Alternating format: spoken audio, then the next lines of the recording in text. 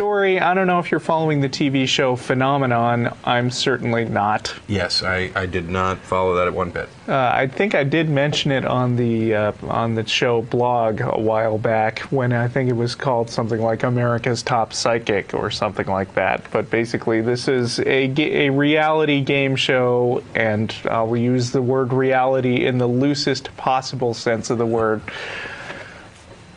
where there are these 10 contestants, and they're all claiming to have some kind of psychic abilities, and people are going to vote on them, a la American Idol, to see who is the best psychic. And, I mean, come on. First of all, there's no real way of demonstrating that any of this stuff works, certainly not on a game show. And second of all, even if it did, the way to prove it would not be on a game show. Yeah, so, you know, voting, I think you can reserve for things like, I don't know, figure skating. Right. If there's something that you're claiming that you can actually do, it should be pretty simple to test it. I mean, you got a criterion like this person is a good singer. That's subjective. It's very, very subjective when it comes to something like American Idol, but there's no way you can say the audience is just wrong about this. But when they say, yeah, this person has psychic powers, this is the kind of thing that science can actually address. And has, repeatedly. Yes. I mean, it's been addressed so much that there's almost no point in bringing it up again, as one of our audience members was sure to mention to me right before the show. You'd certainly think that that's the case. I mean, you would. One thing to remember about most of these pseudoscientific claims, and any kind of claim that might fit into a similar category, things that relate to the supernatural, any kind of appeals to those sorts of issues, if any of it were true, you could make a good case that we should already know about it, and that even if we didn't, the second we did demonstrate that something like this was true, that somebody could speak to the dead or read your mind or move things with their mind, it would fundamentally change reality as we know it. If any of this stuff was true, you could make tons of money. And I'm not even talking about James Randi's $1 million psychic challenge, which nobody has ever claimed, where you can demonstrate in a scientific environment that you have some kind of magical powers. I'm just talking if you had the ability to talk to the dead or read people's minds, you could find some way to turn that to your advantage and rake in tons of cash. I mean, just think about what being a psychic would do for you playing poker. Yeah. All by itself. And then imagine how many corporations and governments are going to be fawning over themselves to get 5 or 10 minutes of your spare time. Oh, yeah, absolutely. We'll give you $20 million for 10 minutes if you'll just give us the answers to, you know, these questions. And speaking of the $1 million challenge, I mean, when the subject does come up, invariably the excuse for not going, for people who don't want to go after the $1 million challenge, like Sylvia Brown, for instance, who was challenged publicly by James Randi and has never She accepted. showed up. She just won't show up. Right. Yeah. Chicken. They make excuses with things like, oh, you know, I'm not driven by material concerns. Yeah. You know, I'm not worried about that.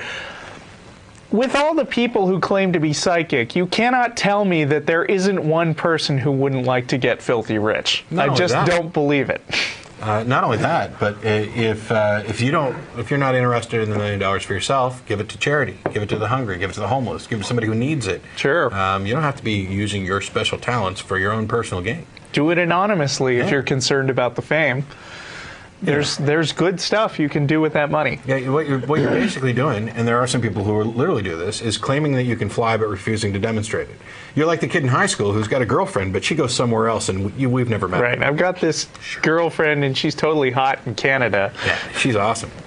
Right. Well, anyway, there was apparently a dust-up. This show's stand-ins for celebrity judges are Criss Angel, better known as Mind Freak, who I don't really have an opinion about him. I mean, Penn Jillette has bad-mouthed him a bit, but, you know, Penn Jillette's kind of crazy himself, so I don't really know all that much about him. And the other guy is Uri Geller, who is himself a completely discredited hack. And I won't go into that right now. But to have this guy as the judge, I mean, it's just terrible. But apparently, I've done some reading about Criss Angel's motivation for being on the show, and it sounds like he's actually a skeptic. And NBC asked him to be on this show, and he said, all right, I'll go on, but I'm just going to try to publicly discredit people who claim they have psychic powers. So I guess in that sense, it might be a little bit worth watching. Well, apparently there was this little dust-up on the show a little while ago where there was this guy named Jim Callahan who claimed to be possessed by the spirit of author Raymond Hill. And Criss Angel sat in his chair waiting for this guy to finish. And then it says, Geller certainly seemed to be convinced by the act, calling it very convincing, while Angel appeared anxious for his turn to weigh in. Criss, I can see you're itching to say something, noted Phenomenon host and Access Hollywood's Tim Vincent. Well, I just think it's quite comical, frankly, Angel said. Then Angel pulled an envelope from his pocket and appeared to challenge not only Callahan's abilities, but also those of his fellow judge, Geller. I will give you $1 million of my personal money right now if either one of you can tell me the specific details of what's in this envelope right now, Angel insisted. The challenge clearly didn't sit well with the contestants.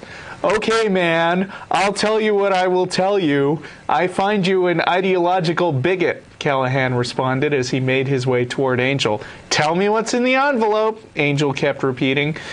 Angel then got out of his seat to meet Callahan, and Geller and Vincent came between the two men and separated them. And I think there's a YouTube video of them, and shortly after that they go to a commercial break. Oh. So basically what happened was, granted you might not have been overly polite about it or incredibly friendly, but somebody decided to give them the put up or shut up test, right, and they just couldn't handle it. And I'm wondering, one of the things we see, of course, Geller is going to appear convinced of this, because one of the things that you see amongst these, I would say frauds, but I probably legally can't. Although I think I just did. Oh, no. No, you just said you might say frauds, but you didn't. In any case, what you see amongst these various people who claim to have similar talents is they'll all support each other. Oddly enough, we find out eventually that some of them are fakes, some of them have been caught, some of them have admitted it and come out after the fact, and yet none of their compatriots seem to know that they were fakes. And my thing is that let's say you're one of these morons who pretends to talk to the dead while cold reading. If you're talking to the dead and somebody else is talking to the dead as well, you don't ever see them say, I'm really talking to the dead, but he's lying, he's faking it. And I know because the dead people told me. Now, if you're really talking to the dead, you could just say, hey, would you do me a favor and go over and try and talk to him and see if he says the same thing, the secret message that I've given to you. But you don't see tests like that. Yeah, I love that. All you do is say, well, it works different for everybody. And I'm sure that he's getting messages. Well, and the convenient thing about the guy being dead and invisible is that he could be uncooperative. Yes. So you could always just say, oh, he tricked me. Those cantankerous spirits always leading us astray, never telling us what the real truth is. Well, then what use are they? If their hit rate is equivalent to chance, even if you are talking to the dead, what good is it? Yeah. By the way, people are always emailing us to complain that we talk about Christianity too much and that we don't pick up on enough other religions. And while this isn't about religion, please make a note of it. We are talking about something stupid today that is not Christianity.